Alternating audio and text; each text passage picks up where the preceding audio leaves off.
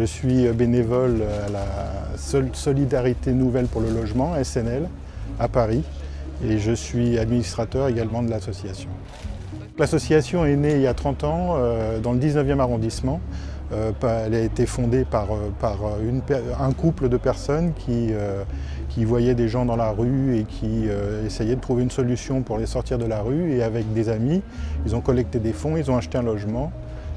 Et ils ont mis le premier logement, c'était rue Bourré dans le 19e. Petit à petit, l'association a grossi. Aujourd'hui, moi je fais partie de SNL Paris, mais SNL est en Île-de-France. Il y a SNL Essonne, Val-de-Marne, les Yvelines et les Hauts-de-Seine.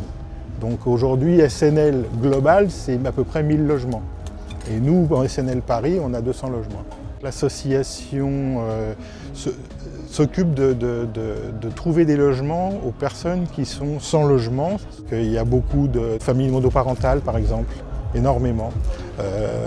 C'est des gens qui sont souvent dans des hôtels. Donc on a des familles, on a des personnes seules, on a des gens qui sont vraiment dans la rue. Là, on a recueilli dans un de nos logements une personne qui avait vécu pendant plus de 10 ans sous le périphérie. Alors il y a les foyers, il y a les hôtels et il y a les HLM, mais entre les deux, il n'y a rien.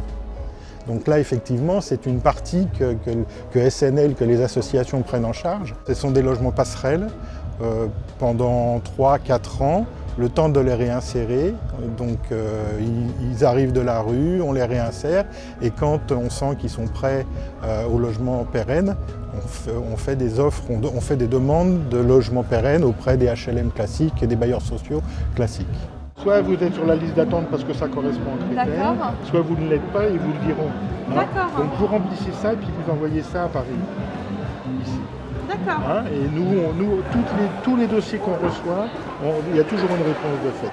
On est bailleur social au même titre que les HLM, Habitat Parisien, on est bailleur social, mais nous on a une spécificité, c'est qu'on n'est que du PLAI, c'est-à-dire avec des loyers qui sont aux alentours de 7 € du mètre carré.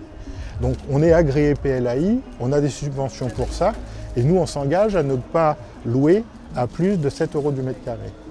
Comme c'est très bas en loyer, les bailleurs sociaux quand ils créent des bâtiments ou des immeubles, ils font très peu de PLAI parce que c'est pas rentable pour eux. Donc dans un bâtiment où ils construisent une centaine de logements, ils vont mettre 4-5 PLAI, parce qu'ils savent qu'ils ne vont pas avoir de rentabilité, et les autres, c'est pour ça qu'on dit que le HLM maintenant il commence à être assez cher, parce que les bailleurs sociaux, ils peuvent pas, les promoteurs, ils cherchent la rentabilité, quoi. Et là, on a des pistes différentes, on essaye de faire du logement participatif avec la mairie de Paris.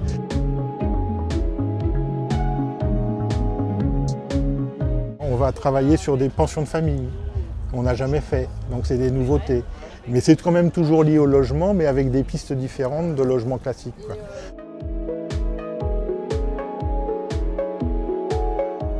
On travaille beaucoup avec les paroisses pour les migrants, par exemple.